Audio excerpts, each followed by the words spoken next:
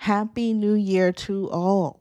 If you were hoping that Candace Owens was going to come in with some actual evidence about Mitch Snow's claims about Fort Huachuca and who he saw, well, sorry. Unfortunately, this episode was just another nothing burger, a lot of filler, with some guy in a Santa suit who basically was an echo of Candace repeating everything she already believes. And it was just stupid. Anyway, so it's a new year, so let's see what she has to offer and take a look at her opening clip. And I am feeling sparkly and brand new show icon, new YouTube and Rumble banner. I'm even wearing a new shirt that I got for Christmas, which is why it truly pains me to report that our government is up to the same old Fed sloppy tricks. So she recreated everything. The logo, the banner, even her display photo, but the same old rusty Candace remains. She's not rusty. Let me stop playing. So this time she's introducing her new belief for her people, her followers to latch onto. It's called Sentinels versus Human Beings. People who disagree with her, they are sentinels. And the human beings are her and people who agree with her. So let's take a look. How I felt when I saw that tent, people taking selfies under a recreation. I don't know if it's actually a tent. It looks like it's pretty old, or a tent that Charlie died under. So for everybody on the outside looking into this, AmFest is when we realized that something very disturbing is happening in America. I feel like AmFest or what it did for me was it contributed to my realization that the future, the dark future that everyone's always predicting, like the AI future, it's here. We're actually here. I think that we are fighting machines. I think that these people are not humans, that they're sentinels that maybe look like humans. That's how I feel. I feel like it's the single solitary event that contributed to my realization that the future is happening right now. And the issue that a lot of these, the gap that's between us and the rest of them is essentially they don't know how to behave like humans. You know what I mean? Like we're fighting an algorithm, a computer code that is presenting as a human being, but actually it can't comprehend real human emotion. So I get it. I understand how the whole tent thing can rub people the wrong way. If you just think about it totally negatively, yeah. Honestly, I don't even know if it was the literal tent Charlie died under. And if it was, I'm still not sure how that changes what I'm about to say. So listen. Hey, if you're still watching, can you like and subscribe? Like, if you're enjoying this, just do it. Why not? Thanks. Now, if the people who cheered talked about killing Charlie or hoped that Charlie would be killed on the day he arrived on the campus were the ones who posed under the tents and were taking photos under the tents, that would absolutely be a problem for me. But that's not what we're talking about here. What she's reaching for here is this heightened moral outrage over people posing under a tent Charlie was famously known for, his Prove Me Wrong tents. Think about it. We are never going to see that tent with Charlie sitting underneath it ever again. So if people want photos under it, it's likely because they loved him or admired him or something. The tent is historical. To me, this feels like her pulling at the heartstrings of her audience, framing it as some type of moral abomination so she can position herself as the righteous voice, like the moral mouthpiece of God. Is it really strange if that's the actual tent? And if it is, be real. Who goes to a museum wanting fake artifacts displayed from iconic moments in histories or artifacts found deep in the bowels of the earth or something like that? People want the real thing. So to me, this is overblown. It's exaggerated. This all just feels like desperation, pulling her audience in deeper because a tent was put up that Charlie used to change minds and lives while sitting under it. Do you get what I'm saying? So I do have to give it to her. One good thing she did do is mention our dear, beloved Charlie Kirk. But what she says is quite ironic and hilarious. To me, it is at least. So let's take a look at what she has to say. I should tell you that if Charlie were alive today, they'd be calling him demonic. They'd be calling him possessed. They'd be saying that he was crazy for not trusting the government because he was honest. He had an honest perspective about psychological operations. He noticed them. He knew the government was behind these psychological operations, just like the one they have put in place since Charlie was assassinated. Here's what Charlie had to say back in October of 2024 regarding the CIA and MK Ultra. He is speaking with Justice Smith. Take a listen. Do you think the MK Ultra project ever actually ended? Or just went No, we have no evidence that it ended. And I mean, also we have Operation Mockingbird too, which was another CIA program, which was that they were going to take over all the news networks and have symmetry in their broadcast communications. No, the Central Intelligence Agency is actively involved in mind manipulation of people here domestically. Mind you, a lot of what Charlie is saying here is real. It's documented, but I want to expose how she tries to pretend she hasn't changed by using a clip like this, attempting to align herself with his pure intent, which is completely different from what she's doing right now. And it's sad because she really has changed. There was a time when the far left hated her, like irrational hate. And back then I'd think that, wow, if they hate her this much, she must be doing something right. And no, I'm not doing a Candace where just because a majority of people are doing something against what I'm saying, that somehow that makes me over the target. It makes me right about everything I'm saying. I'm actually looking at their values and observing their fruit and then deciding whether or not I'm going to side with that idea. I know the left's values and I don't want anything to do with that mess. So just because many of us have stepped away from Candace, it doesn't mean we've stopped, you know, recognizing evil. She can't come to grips with that. She's simply wrong in the situation, especially in how she's started off disrespecting Charlie and his legacy, including his family, for the sake of a show that she claims is about truth and finding out what happened to Charlie. And if Charlie were still here, we wouldn't be calling him crazy for talking about things like MK Ultra, because those things they existed. Now, if he started turning what he's saying here into reckless speculation and dragging innocent people into it for profit, then yeah, maybe some folk would call him evil, Candace. Maybe then they would. And that is completely against the CIA charter. You must understand, we have Congress, and they're just kind of like a peanut gallery. And then we have a super government that exists above Congress of the Department of Defense, which is the Pentagon, the Central Intelligence Agency, which is own thing out in Langley, the Federal Bureau of Investigation. They run the country. The intel agencies run the country. I The agree. people don't run the country. The executive branches run the country. This is why they hate Trump. Because Trump was the first candidate since JFK to actually want to declare war on the intel agencies and bring the power back to the sovereign. And both him and Kennedy got shot. Yes, well, I am just in many ways, I think it would just pain Charlie to see everything that's happened since he passed. Jesus. Yes, it probably would pain him to see what you're doing, Candace. And how she's constantly, insinuating that his wife has something to do with his murder. I mean, it's just really something to witness. If Erica Kirk, if whoever is on the fence about her, I'm not defending her or whatever. I'm just looking at what I'm seeing from the outside. If Erica Kirk turns out to be an evil handler, a part of the Mossad, well, just know that everything in the dark will always come to the light in due time. One of the closest people to me in my life, my dad, died. I hardly cried. I went on this destructive dating spree, treated my family bad, and it wasn't until over a year later that I broke down and finally cried into the arms of my sister, who has now passed away.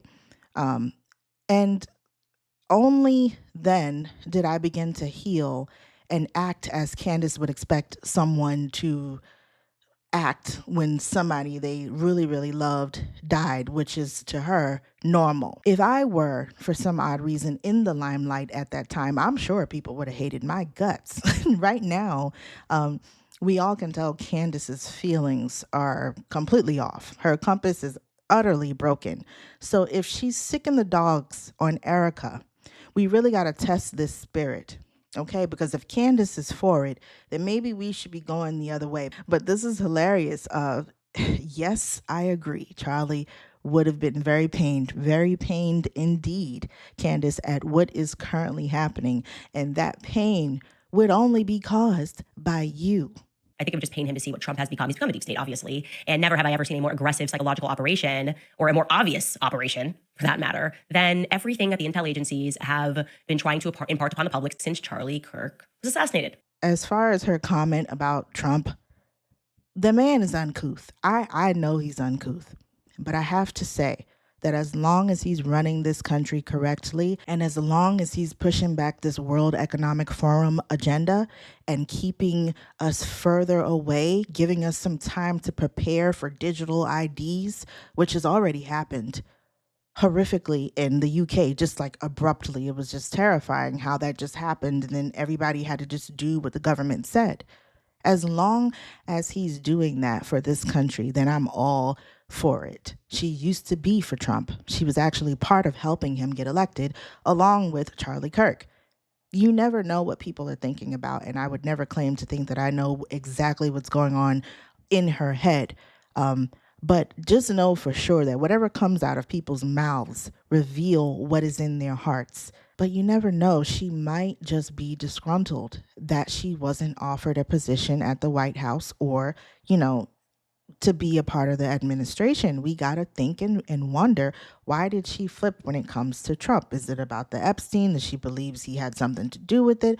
We don't know. And recently, what Trump has done with Venezuela, of course she's against it. These Venezuelan people are out there cheering in their streets, happy that their dictator has been removed. And yet somehow, all Candace can see is Israel. If you ask Charlie, he would say that she has a mind virus. People who think everything is about Israel and Jews, and people like this are sick and they need help, deliverance. It's kind of racist, at least. So the finale, what we've all been waiting for, to see what she has to say about Fort Huachuca. And I have to tell you, nothing. She has nothing. She didn't say anything. She basically repeated everything she said in the damage control meeting that she had with the journalists and the other podcasters on X. She just repeated the same thing. Like I said, she filled it with the guy in the Santa getup, and the show is just empty. It's just a repeating of the same thing she's already said. It's so devoid of any meaning or legitimacy that she had to focus on Gary from Paramount Tactical, where he made a mistake reading something that she thought important enough to mention. I really think it's because she didn't have anything else to say. Let's take a look. Paramount Tactical is live, and he accidentally reads his instructions from Andrew Colvett, but couldn't read fast enough to the part where Andrew Colvett says, please don't show this. Take a listen. I asked him, hey, do you have proof of this? He says, but it's worth saying Erica wasn't in some fort in Tucson. The internet's gone insane. She woke up next to Charlie on the 9th, went to the office with Charlie all day, woke him up from a nap before a Fox hit, went to dinner with Charlie. Literally, people are lunatics. And then the next one, proof, she was with her kids at 8:33 a.m. Pacific time, which again, in September, Arizona's on Pacific time.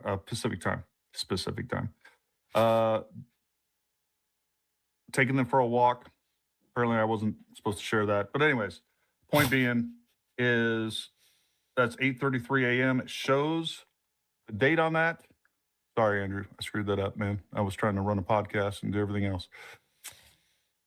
Yeah, I'm sorry. You should be sorry. I'm sorry for Andrew too, because that's what pissed me off. Honestly, I'm going to be honest with you guys. That was upsetting to me because we had all suspected that Turning Point was behind this. We had suspected that they were the ones, and I can confirm to you because also Alex said that he was in communication with Turning Point USA. The spokesperson is Andrew, obviously, and I confirmed that Andrew had been communicating with Alex Jones directly. So Gary made a mistake, showed on screen what he wasn't supposed to, that Andrew Kovac told him not to, because then it would show that TPUSA was involved with clearing Erica's name by giving an alibi. I must be slow or something because I'm not understanding the offense that Candace is feeling and why this is bothering her. If it's Erica Kirk, why would TPUSA not be involved with trying to give you an alibi, which nobody actually owes you? But why is this something to be upset about? It's, to me, it's another reach because she has no more potion for the cauldron. She's desperate again. And I think maybe it's time to open up her tip box because this is not it. It's just not. They were willing to drag me through the mud to try to have me, I would say, threatened by these YouTubers, this very guy that then goes, oh, Andrew Colvett. And yet they wouldn't just communicate that directly to me. Like we were very open to him just having the wrong memory, being where he was, but maybe having the wrong memory and not having seen Erica or seeing Brian Harpole. So what is this actually about? You know what it's about? It's about the fact that it is disgusting how she started this whole thing with her crying in the dark. This was her first episode, pure manipulation. It's all production. Why can't you just cry under regular bright lights? The scene here started it all. The language jumble, confusing people by contradicting yourself and leading people astray, especially Christians, because she stays claiming that she's doing God's work. But really, to me, she's only distracting us from more important things that may be coming to America that we should be getting prepared for and having knowledge of, including Christ coming back. Seriously. This is a straight distraction. This is about not being wise enough, which I know she's capable of being. To not be so desperate for new information that she would risk her reputation just for some juicy new theories. Maybe she did do a good vetting and just did not care what she saw.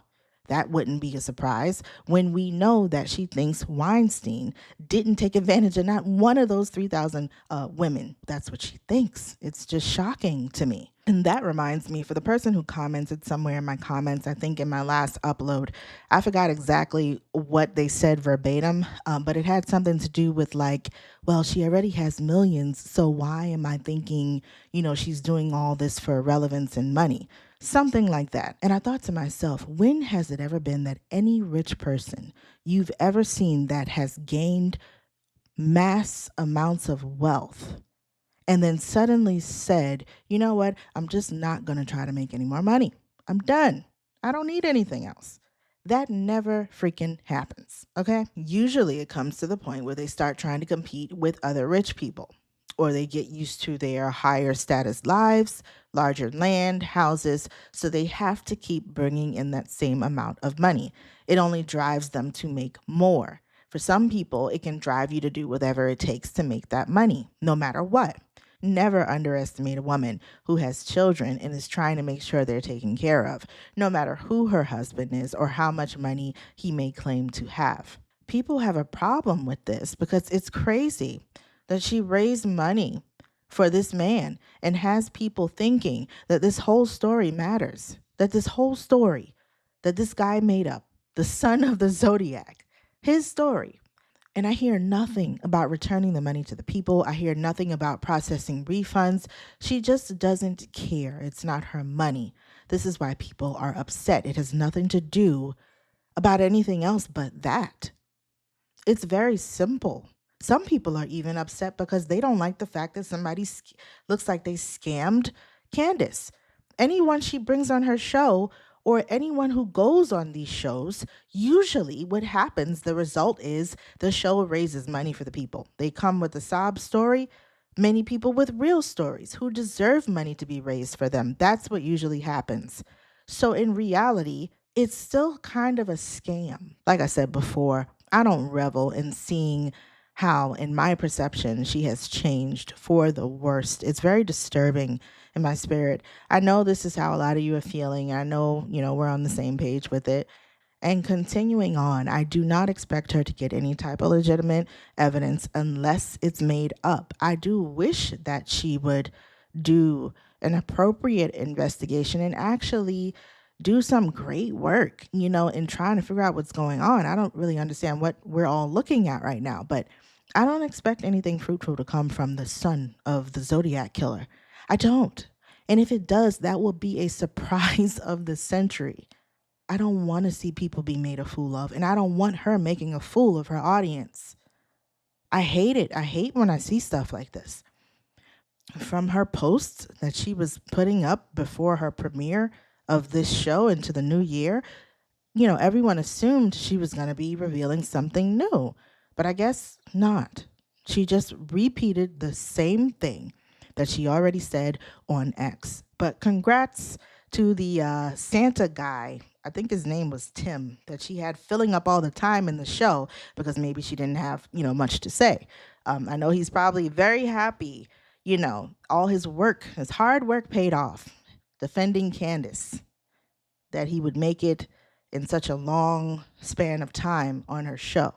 So congrats to Tim. I can't recall his last name. I don't know the guy's name. So that's all I got. Thank you for watching. And if this was your kind of show, please do like and subscribe. Stay safe out there. God bless. And until next time.